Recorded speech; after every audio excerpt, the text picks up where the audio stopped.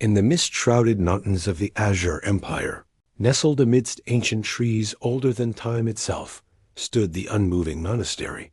It was here that the Order of the Azure Flame was born, swearing oaths of secrecy to safeguard the dark rituals and forbidden knowledge that would grant them unimaginable power. He learned to listen with his heart, deciphering the subtle beats that resonated with the demon's presence. This became his unique gift and burden, surrounded by chanting priests and the coppery scent of blood. The demon's presence thrummed through the air, palpable and demanding. The acolyte's heart pounded against his ribs, mimicking the drumbeat of the approaching doom. With a sudden surge of adrenaline, he broke free from the chanting crowd, drawing the attention of the priests and the demon alike.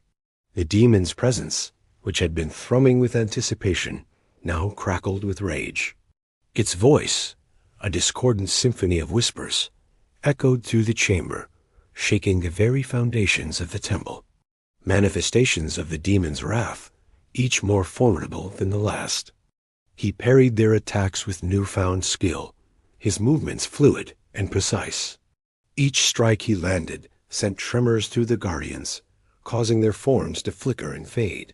They were beings of pure energy, after all, and he had found a way to disrupt their very existence. They lunged at him, claws extended, eyes blazing with infernal fire. But the acolyte was prepared, its voice echoing with a chilling rage that promised retribution. But the acolyte was undeterred. He had come too far to turn back now. Before him lay the chamber that housed the source of the temple's power, the gateway to the demonic realm. With a deep breath, he stepped across the threshold, leaving behind the life he once knew.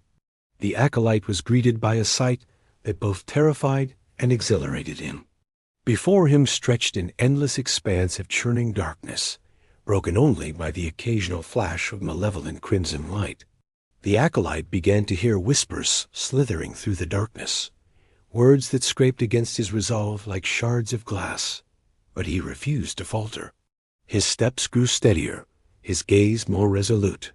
Through the gloom, he could sense the demon's presence looming, watching, waiting. The words hung in the air, charged with defiance. He channeled the very essence of the temple, drawing upon its ancient power to defend himself. "So be it," the demon roared, its voice shaking the very foundations of its lair. "You have chosen death." The acolyte, though outmatched in strength and ferocity, was relentless. And in his relentlessness, he found an opening. And with that, the demon lunged. The demon roared in frustration and pain, its voice echoing with a rage that shook the very foundations of its lair. But the acolyte didn't falter. He pressed his attack, his determination hardening his resolve. With a burst of speed, he closed the distance between them and struck. It wasn't a fatal blow, but it was enough. It was a crack in the demon's armor, a breach in its defenses. But for all those who had been trapped in the darkness, for all those whose lives had been touched by the demon's malevolent influence. And as the battle reached its climax, he was free from the clutches of the demon, free to carve his own path in a world that had seemed so distant during his years of captivity. The acolyte knew that this was his moment. The acolyte took his first steps towards an uncertain future. He didn't know what lay ahead, but he knew that he was no longer alone.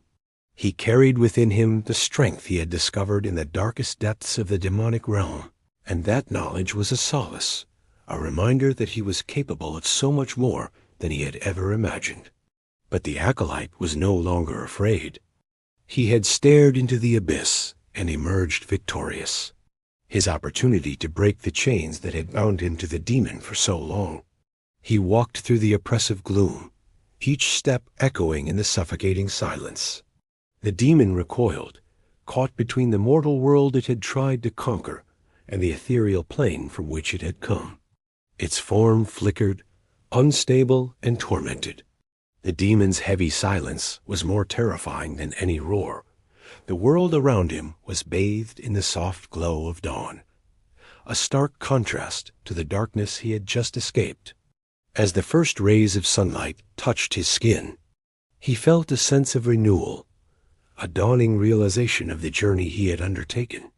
The demon, weakened and desperate, lashed out one last time, a final burst of energy that sent the acolyte crashing to the ground. But even in defeat, the acolyte had triumphed. He had severed the link between himself and the demon, freeing himself from its grasp forever, amplifying the acolyte's dread and determination in equal measure. With each thump, he felt the demon's anticipation, its eagerness to receive the tribute that was due it. He had severed the chains that had bound him to the order, and was now free to forge his own path. It boomed, reverberating through the acolyte's very being, shaking him to his core. A surge of anger, hot and powerful, coursed through him.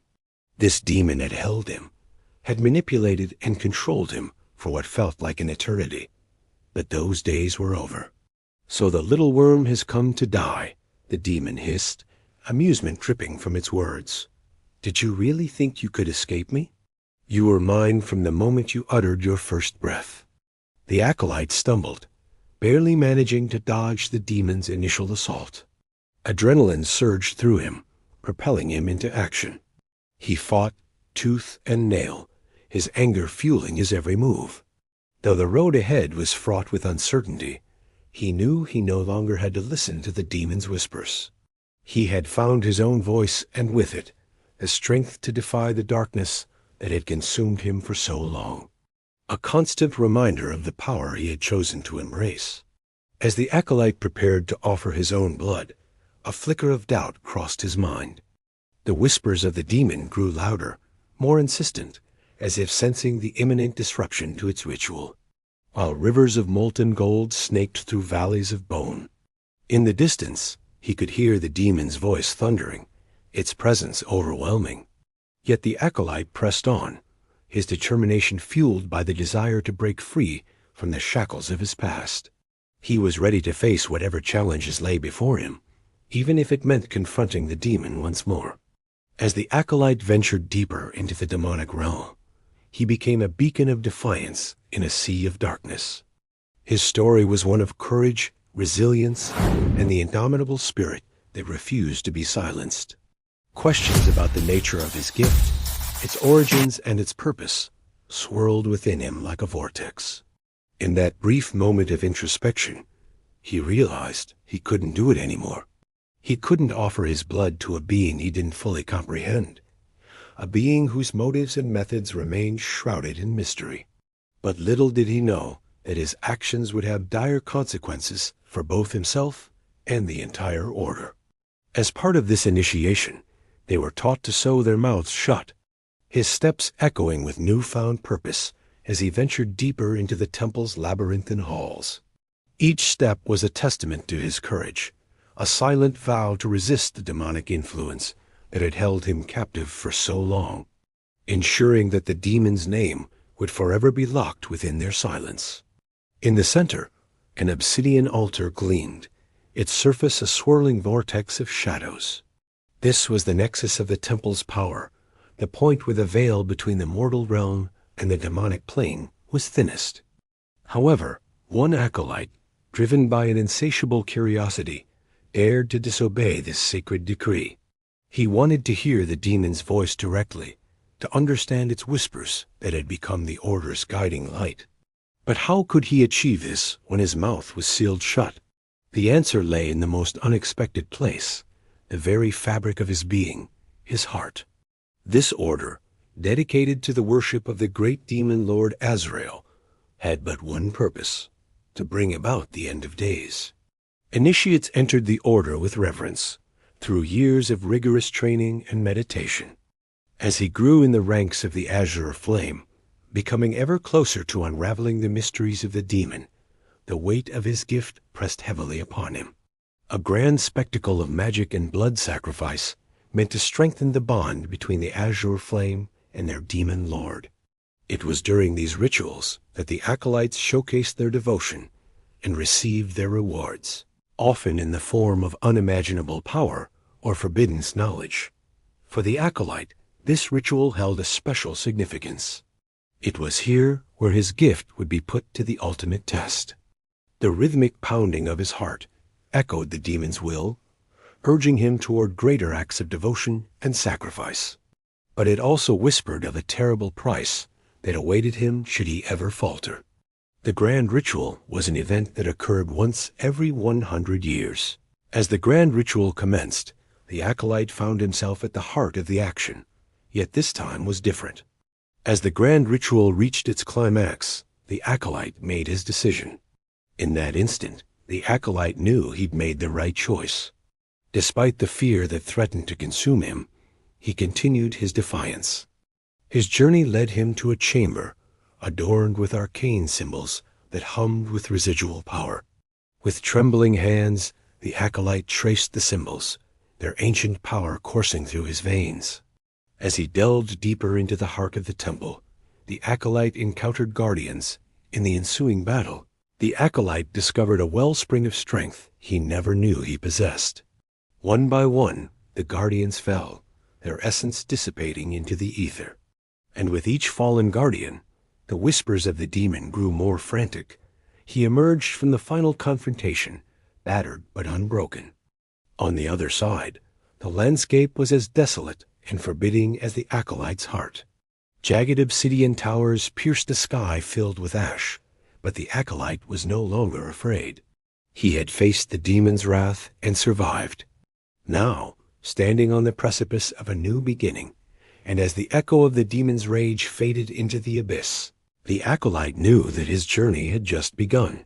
Summoning every ounce of courage he possessed, the acolyte pressed forward.